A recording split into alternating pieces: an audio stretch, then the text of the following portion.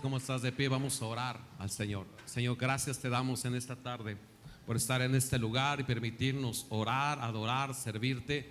Y queremos que tu presencia esté en nosotros, Señor. Revélanos tu palabra, abre nuestro entendimiento para orar y para clamar como tú quieres y llevar una generación a que te conozca como el único Dios verdadero. En el nombre de Jesús, amén y amén. Puedes tomar tu lugar, abre tu Biblia, el libro de Lucas capítulo 11. Y estamos hablando acerca de la oración y el Padre Nuestro. Y hemos aprendido, al menos en estos semanas hemos empezado a orar. Hablamos de la gratitud hace 15 días. La semana pasada hablamos de lo que es de traer, reconocer el Padre Nuestro como Padre Nuestro en nuestras vidas, ¿no? Yo quiero hablarte mucho acerca de la importancia de la casa de oración. De la casa de oración. Así que necesitamos aprender a orar. Di conmigo, necesitamos orar. Y necesitamos llevar a una generación que también se conecte con Dios. Lucas capítulo 11 versículo 1 dice la Biblia: aconteció que estando Jesús orando en un lugar, cuando terminó, uno de sus discípulos le dijo: Señor, enséñanos a orar, como también Juan enseñaba a sus discípulos. Y él le dijo: cuando oréis, decid: Padre nuestro que estás en los cielos, santificado sea. Ok, hablamos acerca del Padre Nuestro. Yo quiero hablarte de la importancia de santificar el nombre, o de hacer que el nombre sea importante en nuestros hogares. Amén. Acompáñame por favor al libro de Mateo capítulo 21. Y la Biblia nos enseña la importancia de la casa de oración. Y dice Mateo 21 capítulo 12: y entró Jesús en el templo de Dios, y echó fuera a todos los que vendían y compraban en el templo, y volcó las mesas de los cambistas y las sillas de los que vendían palomas. Dice, y les dijo: escrito está, mi casa, casa de oración será llamada, mas vosotros la habéis hecho ¿qué? Y vinieron a él en el templo ciegos y cojos, y los sanó. Pero el principal de los sacerdotes y los escribas, viendo las maravillas que hacía, y los muchachos aclamaban en el templo y decían: Hosana al hijo de David, se indignaron y le dijeron: ¿si oyes lo que estos dicen? Y Jesús le dijo: sí. ¿Nunca oíste que la boca de los niños y de los que maman perfeccionaste la alabanza? Escucha bien, es muy importante la casa de oración. Y es muy importante entender que nosotros como creyentes necesitamos aprender que una de las cosas es que la oración tiene un poder para poder desatar, bendecir, liberar, para poder obrar Dios en milagros, para poder conectarnos con Dios. Pero déjame decirte que en ese tiempo la casa de oración era menospreciada. La casa de oración, dice la Biblia, dice la historia, que para llegar al templo estaba el atrio de los gentiles, después el atrio de las mujeres, después el atrio de los judíos, y después el atrio de los sacerdotes, y después el templo.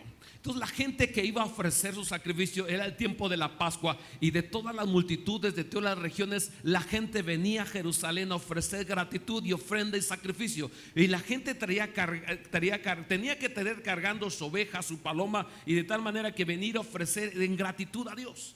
Pero cuando llegaba, la gente menospreciaba, porque ya vendían a la entrada las palomas, ya vendían a la entrada las ovejas, ya vendían todo. Entonces la gente venía y decía: pues aquí compramos y vamos a ofrecer a Dios.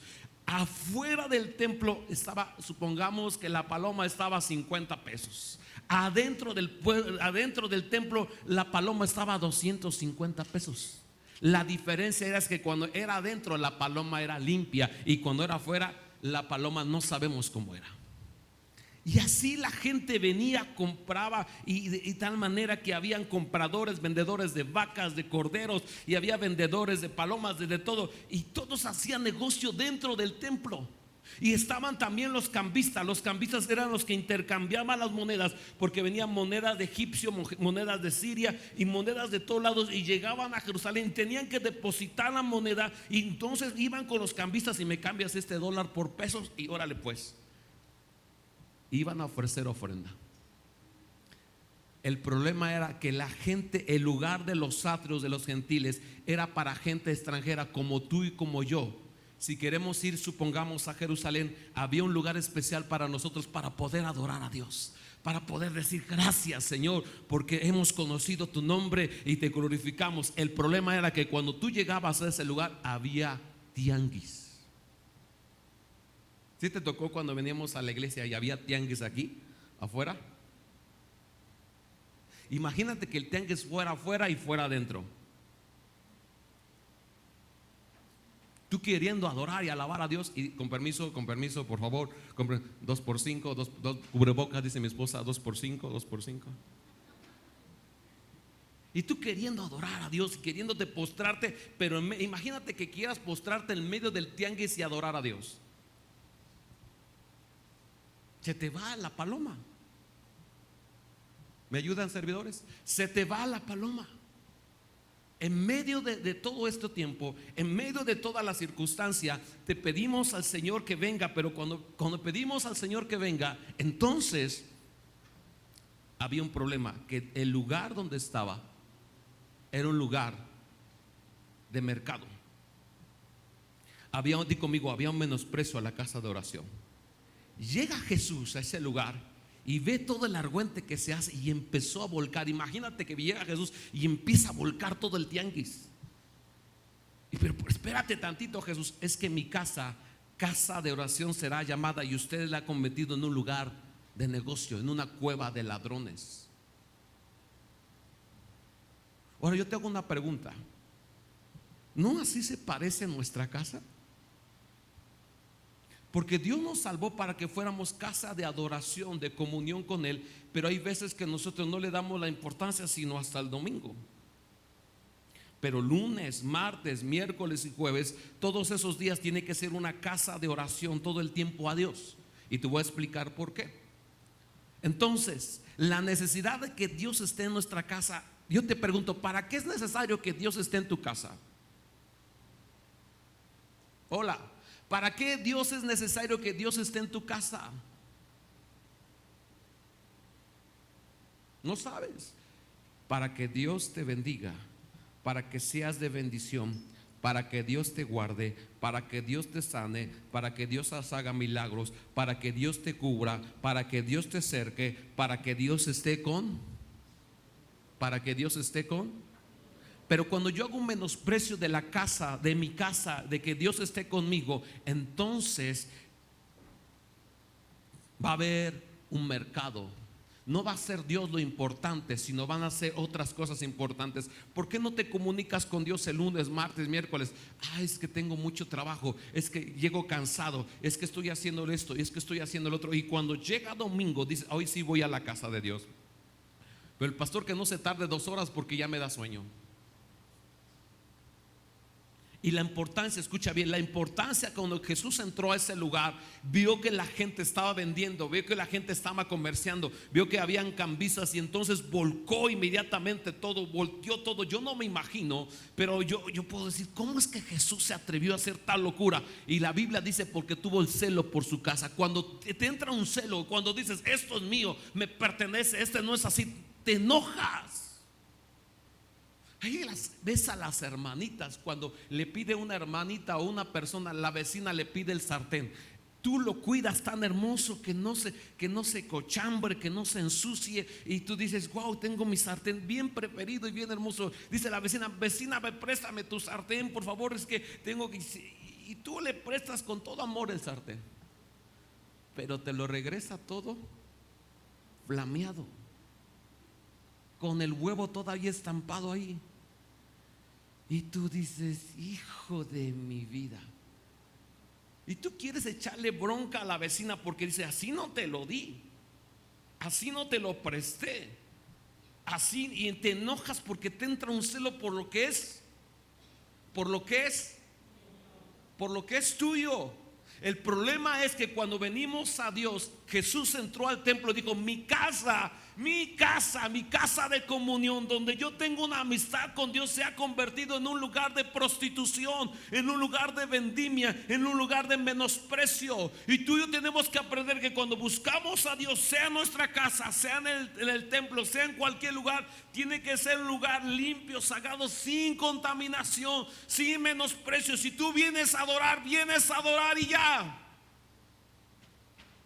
Tienes que aprender que Dios es importante para tu vida todo el tiempo. Y no tienes que ensuciar tu corazón, y no tienes que ensuciar tu casa. Por eso yo les hablaba a los hombres, les decía, cuando tú metes la pornografía en tu casa, amancillas tu casa. ensucias tu matrimonio, ensucias tu cama. Dice Hebreos, dice el lecho sea sin mancilla. Que no tiene que ver algo que ensucia tu matrimonio. ¿Por qué, pastor, me está pasando tal tragedia? Porque nosotros como hombre metemos una mancha en nuestro matrimonio. Porque nosotros como pareja metemos una mancha en nuestros hijos. Porque nosotros no adoramos a Dios y metemos otros dioses. Y dijo, mi casa, casa de oración será llamada. Y ustedes la convirtieron en una cueva de ladrones. Cuando Jesús limpió el templo, dice el versículo 14, la gente, los cambistas se fueron, volcó las mesas. Y dice el versículo 14, y entonces vinieron a él en el templo ciegos y cojos y los... ¿Qué pasa en un templo donde está Dios? ¿Qué pasa en una casa donde está Dios? ¿Qué sucede donde Dios está en tu casa? ¿Qué sucede?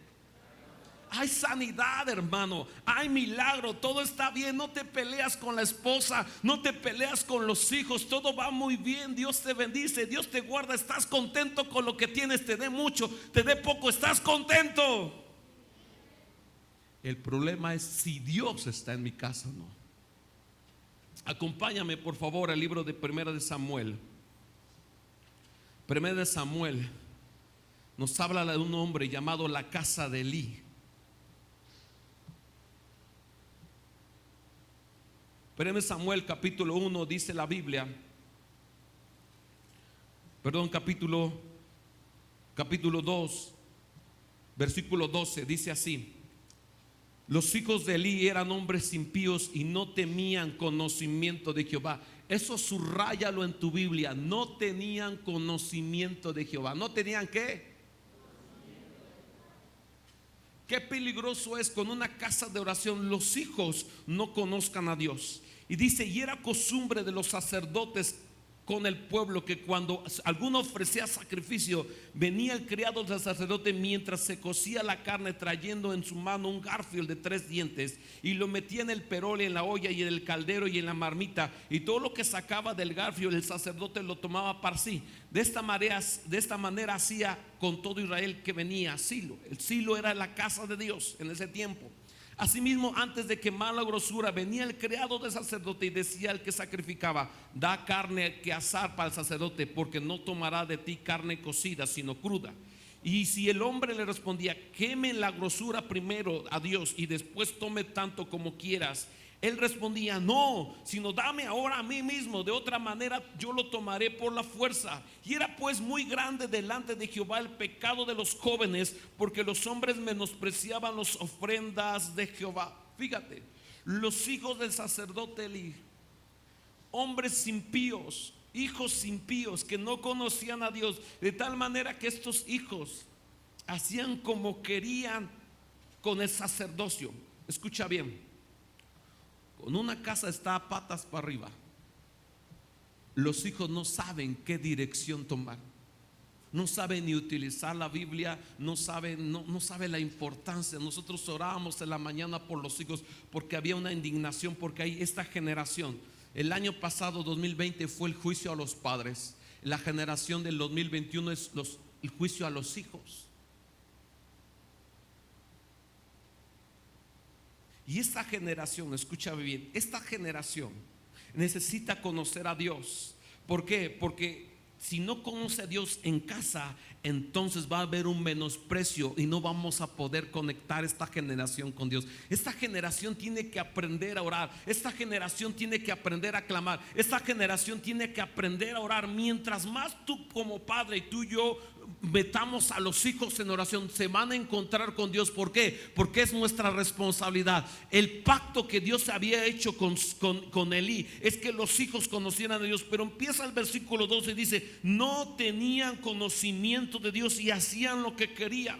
Estos jóvenes menospreciaban los sacrificios, las ofrendas. Parece ser que eran como que no les importaba los sacrificios, no les importaba cómo ofrecieran. Lo importante es que se satisfacieran. Y dice la Biblia, versículo 22: pero Elí era muy viejo y oía de todas las cosas que sus hijos hacían en todo Israel, y cómo dormían con las mujeres que velaban a la puerta del tabernáculo de reunión. Wow, qué peligroso es que nuestros hijos no sepan qué hacer. No solamente menospreciaban el sacrificio, sino también ellos se acostaban en medio de la casa de Dios. ¡Qué peligro!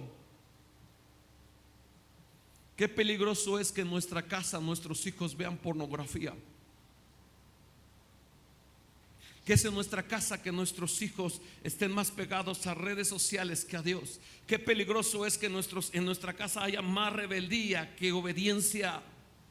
Qué peligroso es que nuestros propios hijos se rebelen en nosotros, en nuestra propia casa. Esa es la consecuencia cuando nuestra casa no es casa de oración, sino es una casa que está volviéndose al menosprecio. Y dice la Biblia que Dios había juzgado la casa de Elí y le había dicho: ¿por qué menospreciaste mi sacrificio? Dice el versículo 30: por tanto Jehová Dios de Israel dice: yo había dicho que tu casa y la casa de tu padre andarían delante de mí perpetuamente, mas ahora ha dicho Jehová: nunca yo tal haga, porque yo honraré a los que y a los que me desprecian serán tenidos en poco. Y aquí vienen días en que cortaré tu brazo y el brazo de tu casa de tu padre, de modo que no haya anciano en tu casa. Verán tu casa humillada mientras Dios colma de bienes a Israel, y ninguno tiempo habrá anciano en tu casa. El varón de los tuyos que yo no cortare de mi altar será para consumir tus ojos y llevar tu alma de dolor. Y todos los nacidos de tu casa morirán a edad de viril, que es a la edad de juventud. Y te será por señal que dice que acontecerá que tus dos hijos, Ofni y Fines, ambos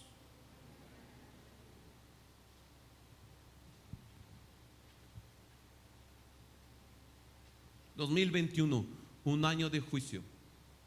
Mi responsabilidad es que mi casa se vuelva una casa de oración, porque entonces, si mis hijos honran a Dios, va a ser una generación bendecida. Pero si deshonran a Dios y yo lo permito como padre, entonces van a ser hijos que se van a morir en un COVID o en cualquier enfermedad. Mi trabajo como padre, mi trabajo como hombre y casa de casa, necesito yo meter a mis hijos en comunión con Dios. Por eso la importancia de la oración, porque cuando tú te conectas con Dios, tus hijos se conectan con Dios y hacemos que Dios venga, suceden milagros y no menosprecio. En la casa de oración dice que los cojos y los ciegos vinieron y Dios hizo ¿qué? Milagros. Pero primero tuvo que limpiar la casa. ¿De qué la limpió? Del menosprecio.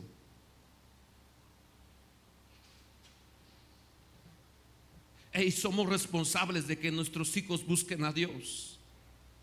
Le estamos enseñando a los adolescentes a danzar. Y tú lo logras ver aquí, corren y dan vueltas y se gozan. Pero es una generación que está conociendo a Dios. Está conociendo a Dios.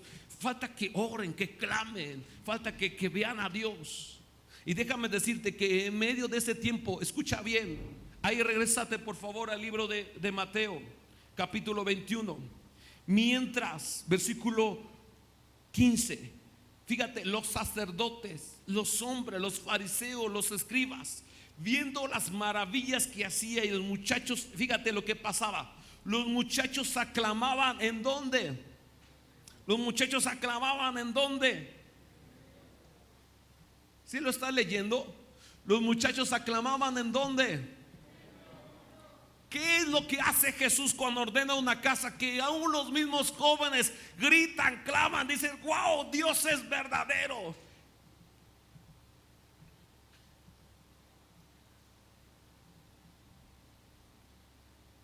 Yo recuerdo, y en el campamento de adolescentes me gusta mucho, porque los adolescentes se forman aquí. Y pasan otros adolescentes enfermos de los pies. Y estos mismos chavos empiezan a orar. Y empiezan a orar por los pies de otros adolescentes. Y en sus propios ojos logras ver cómo la onda, la horma del pie o la palma, que es plana como tamal, se hace la curva. Y cuando los chicos quitan el zapato, primero ven el pie está plano, empiezan a orar, empiezan a decir: Señor, haz una curva en el pie plano. Y se hace la curva y toman la imagen y logran ver que el pie tiene una curva. Los chicos salen como locos explotan de locura porque dice: lloré, lloré, lloré, lloré y Dios hizo un milagro. Lloré, lloré y Dios hizo un milagro. Mira qué impactante, qué locura es cuando un joven, un adolescente es impactado orando y viendo un milagro. ¿Cuántos quieren eso para sus hijos? ¿Qué tengo que hacer, pastor? Ordenar mi casa, que mi casa se vuelva una locura de oración, de adoración. ¿Para qué? Para que Dios obre milagros. ¿Por qué? Porque el versículo 15 dice que los sacerdotes, los escribas, di conmigo, los religiosos, espero que no seas uno como ellos, viendo las maravillas, y los muchachos que aclamaban en el templo decían: Hosana al hijo de David, o como diciendo: gloria a Dios, Dios Jesús está en nosotros, oh qué bueno, está haciendo milagros. Dicen que los fariseos, los religiosos, se indignaron. Mira, ellos habían estado por años haciendo los sacrificios, por años llevando la Pascua, por años estando en el templo, pero nunca habían visto milagros. Y cuando viene Jesús, volca las mesas, vienen los ciegos, vienen los enfermos y Dios los sana, la gente se alborota, la gente hace fiesta.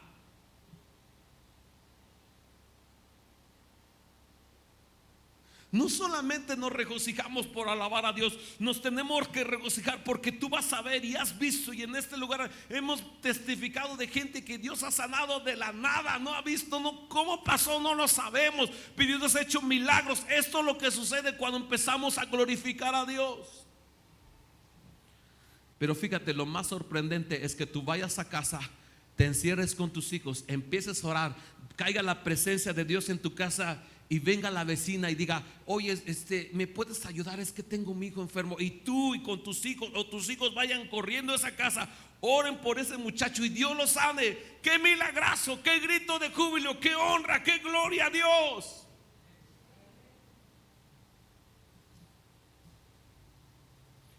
Los religiosos decían, se indignaron y le dijeron a Jesús: ¿oyes lo que estos chamacos están diciendo? Y Jesús dijo: sí. ¿Nunca leíste que de la boca de los niños y de los que maman perfeccionaste la alabanza? ¿Por qué estaban gritando los adolescentes? ¿Por qué estaban gritando los jóvenes? Porque estaban viendo no un Dios religioso, estaban viendo un Dios ¿qué? Real. Di conmigo. Mira, yo me espantaba yo antes cuando un pastor decía: vamos a orar por los enfermos, y yo veía un paralítico aquí y veía un enfermo acá y buscaba a alguien que estuviera menos enfermo. ¿Qué tienes, calentura? Déjame orar por ti. Porque dije, pues algo tiene que pasar. Pero le oía yo a la gente que estaba con el dolor, es que mi hueso, y dije: Señor. Y mi mente me decía: no va a pasar nada, no va a suceder nada, ni cierto, Dios no hace milagros, nunca va a pasar eso.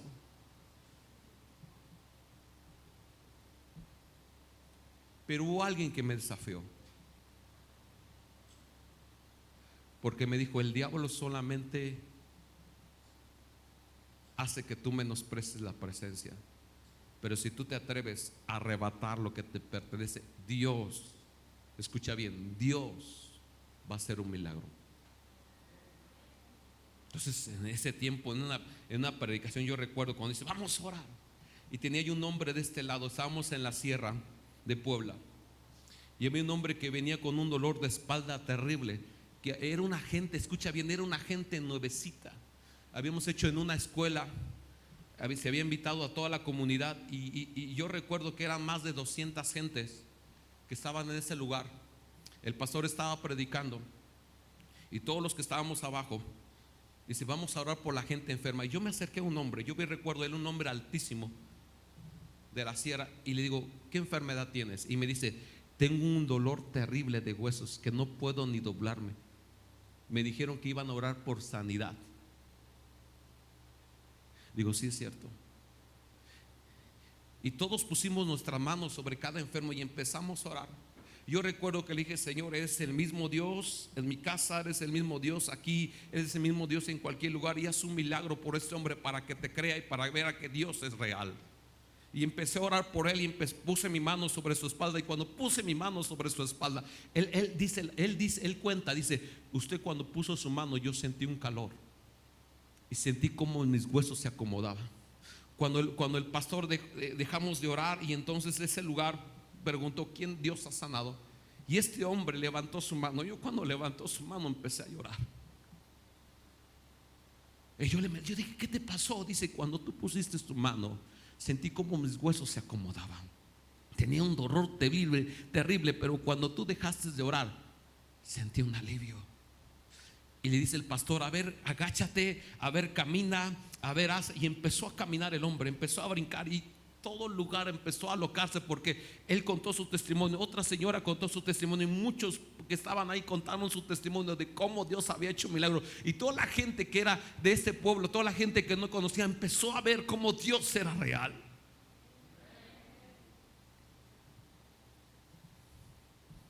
Pero un día alguien me dijo que Dios no hacía milagros. Pero cuando yo le creí, empecé a ver milagros. Una casa, escucha bien, una casa de oración, algo que tiene que tener es milagros. Si nunca has visto una casa, yo recuerdo cuando mi hija tenía 1 año de nacida y mi hijo tenía 3 años. Yo te he contado el testimonio de mi hija. Mi hija tenía los pulmones negros, bronconeumonía, estaban llenos sus pulmones. Tengo las radiografías ahí. Y me decía el doctor: está muy difícil que se sane. Por 3 días nos propusimos, mi esposa y yo, por 3 días orar y ayunar. Por 3 días, las noches eran enteras de oración. No era una oración, era nuestra hija. Nos dolía demasiado que pudiera morir, y entonces estábamos orando. Cuando pasó 3 días y llegamos al sábado, fuimos con el doctor, nos dijo: saquen una radiografía. Y cuando trajimos la radiografía, las manchas negras que tenía el pulmón se convirtieron en una pequeña mancha que estaba aquí. Y nos dice el doctor: ¿qué hicieron? O sea, me había espantado porque dije: ¿qué hicimos? Dice: es que todos sus pulmones estaban llenos y ahora solamente está una pequeña mancha. Esto sale con un histiacil. ¿No le das gloria a Dios? Yo dije: Señor, ahora sí estoy listo, ahora sí que se me venga el diablo encima, ahora sí me la agarro a trancazos. Y estaba yo bien contento porque Dios en mi casa había hecho milagros. Yo había orado y dice: ajá, mi hijo se empieza a engranar de las manos, de las orejas. No le podía picar nada porque se engranaba, todo se engranaba. Le salían bolas en las orejas, bolas por acá, bolas por allá. Le dije a mi esposa: vamos a volver a orar. Empezamos a orar y a meternos con Dios. Empezamos a orar y a orar: Señor, quita la maldición, quita la enfermedad. Señor, te consagramos a nuestro hijo. Y empezamos a orar por él: Señor, sánalo. Y otra vez 3 días, hasta que nos dimos cuenta que al tercer día le picaba, pero nomás se ponía rojo, ya no se hinchaba.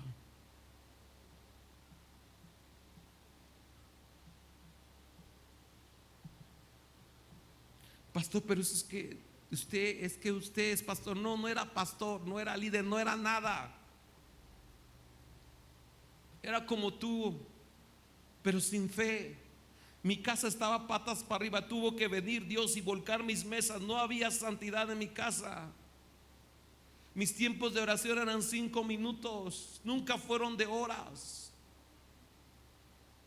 Buscaba a Dios cuando quería, hacía lo que quería, y Dios tuvo que volcar mi vida, revolucionar mi vida, cambiar mi estilo de vida hasta que yo le buscara. Tuvo que volcar mis mesas, mi estilo de vida, tuvo que cambiarlo para que Dios hiciera un milagro. Nunca voy a ver un milagro si no volco mis mesas.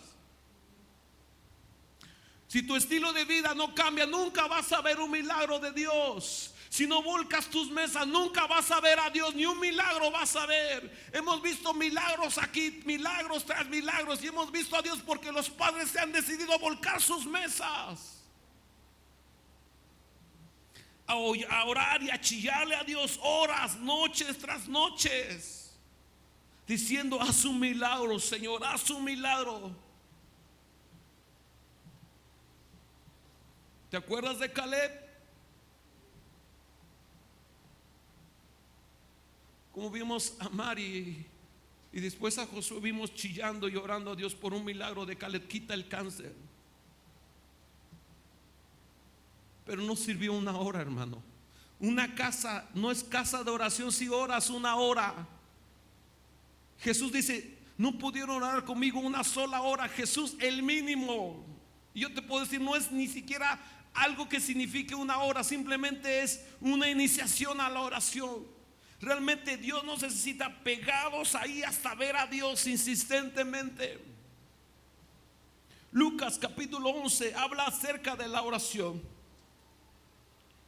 Y dice la Biblia cómo tiene que ser nuestra oración. Versículo 5.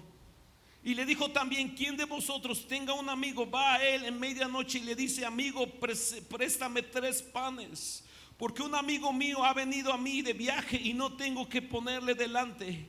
Y aquel respondiendo desde adentro le dice: no me molestes, la puerta ya está cerrada y mis niños están conmigo en cama y no puedo levantarme y dártelos. Os digo que aunque no me levante a dejárselos por ser mi amigo, sin embargo por su ¿qué es importunidad? ¿Qué es importunidad? Toca a tu vecino, dile: ¿qué es importunidad, Chihuahuas? ¿Qué será? Es un hombre insistente, es un hombre desesperado. Está: amigo, ábreme. Amigo, ¿me puedes dar 3 panes? Oyes, hola, oyes, por favor, ¿me escuchas? ¿Estás ahí?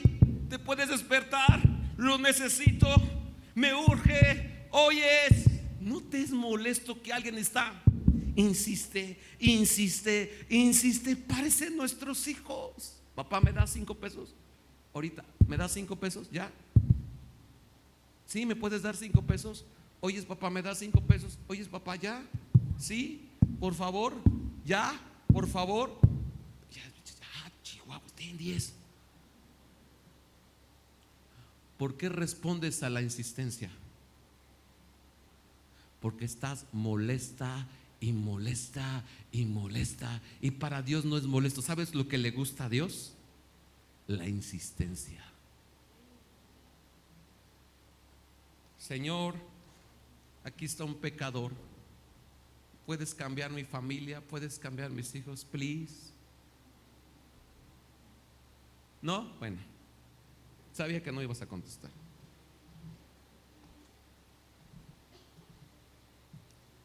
La regla de la oración es que tú seas no me escuchaste. Es que tú seas persistente. ¿Hasta qué tiempo, amigo? ¿Hasta qué tiempo, hermano? Hasta que Dios te conteste.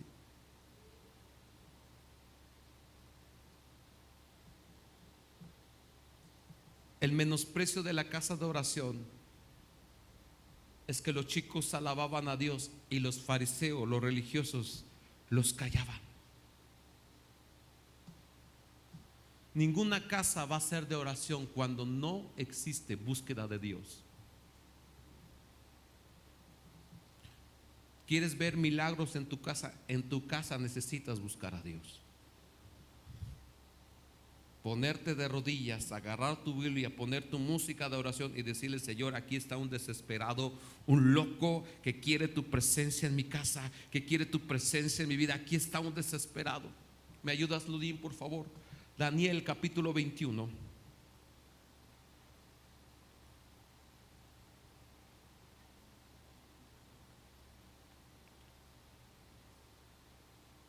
Perdón, Daniel capítulo 10.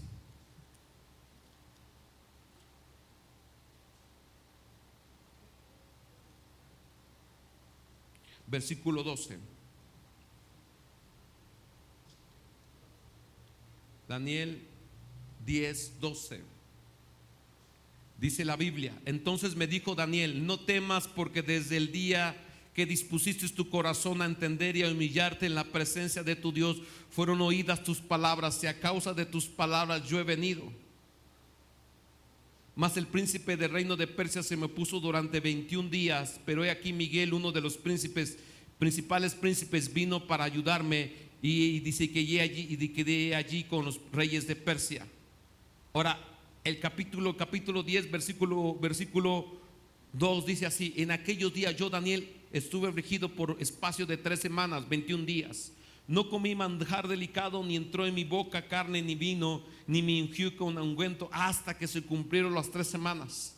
Dice: y el día 24 del mes primero estaba yo a la orilla del gran río Ejidequel, y alcé mis ojos y miré aquí un varón vestido de lino, ceñido en sus lomos con oro de Ufaz. Y empieza a hablar de la narración. Dice el versículo 9: pero oí el sonido de sus palabras, y caí sobre mi rostro en profundo sueño, con mi rostro en tierra. Y empieza a hablar Daniel que él estuvo orando durante 21 días, ayunando durante 21 días para ver si Dios le respondía. Y dice la Biblia que no le respondió porque había una oposición. Di conmigo: había una oposición. Pastor, Dios no me va a escuchar la primera. Tal vez no, porque algo que Dios espera de la oración es que seamos insistentes. Una oración: ¿me abres? ¿Me escuchas? Señor, aquí está un desesperado, aquí está un loco, aquí está un insistente. Señor, tengo necesidad. Señor, puedes sanarme, puedes librarme. Señor, oh Señor, oh. Fíjate, un Daniel 21 días. 21 días.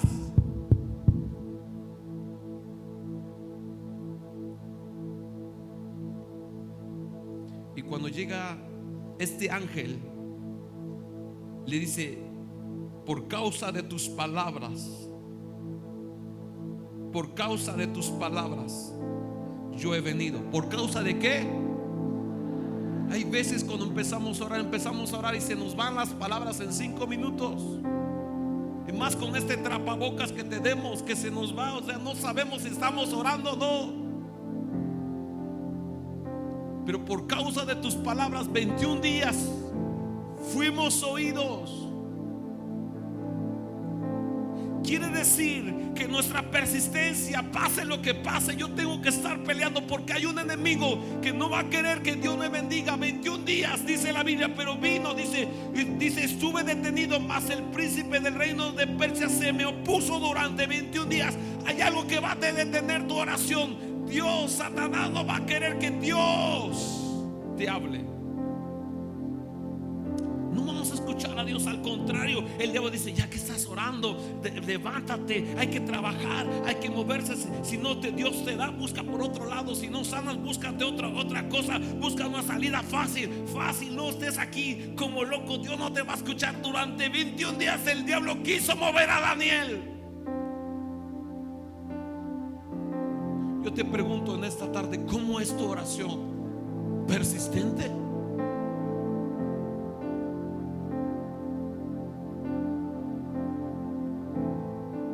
¿Cómo es tu oración? ¿Persistente? ¿Te has atrevido a orar 3 días seguidos como tu servidor? ¿Te has atrevido a orar 21 días como Daniel? ¿Te has atrevido a decir: Señor, si no me contestas, no me muevo de aquí hasta que tú me respondas, hasta que me des una señal, hasta que me abres tu palabra, hasta que te pueda entender, hasta que pueda ver algo, Señor? Me sorprende que dice que los jóvenes aclamaban en el templo. Una generación fue tocada porque Jesús entró y volcó las mesas. Si tú hoy en esta tarde volcas tus mesas, Él va a entrar, va a hacer un milagro. Tus hijos lo van a ver y van a creer en Dios, lo que en 20 años nunca han visto.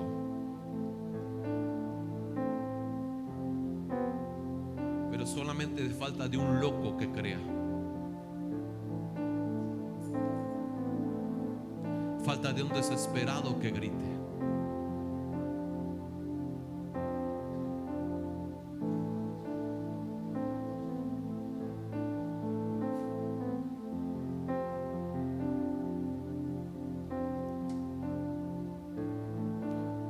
Mi hija era muy consentida cuando nació.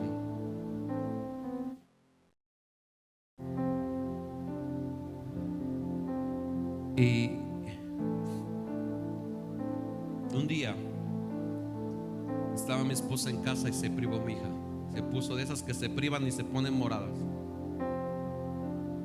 Yo estaba trabajando y mi esposa sale corriendo así con su short y su playera, y sale corriendo mi hija toda desparramada en los brazos de mi esposa y sale corriendo a la clínica.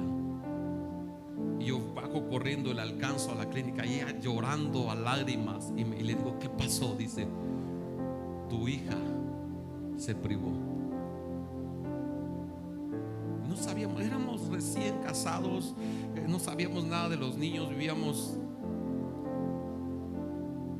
Y yo recuerdo cómo mi esposa desde la esquina, imagínate, desde las Guadalajara hasta acá, desde allá se oían sus gritos hasta que yo estaba trabajando acá y mi esposa estaba gritando desde la esquina y me decía: Samuel, Samuel, Samuel, tu hija.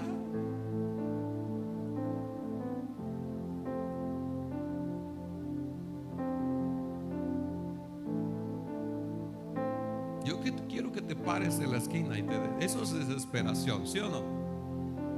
O sea, que tú puedas gritar acá y se puede escuchar hasta la esquina, eso es desesperación. ¿Dónde están esos en esta tarde? ¿Cuántos quieren que una oración del cielo sea contestada? Número 1, volca tus mesas. Escucha bien: si sabes que hay pecado en tu casa, necesitas limpiar tu casa. Nadie dijo amén. Hola, si sabes que es pecado, si sabes que en casa se está cometiendo pecado, necesitas volcar las mesas. O es casa de oración, o es casa de Dios, o es casa del diablo, como tú quieras. Pero si es casa de Dios, vas a volcar las mesas, vas a sacar todo lo que no es agradable a Dios y decir: voy a traer a Dios. Número 2, vas a orar. ¿Cómo? Persistente, insistentemente.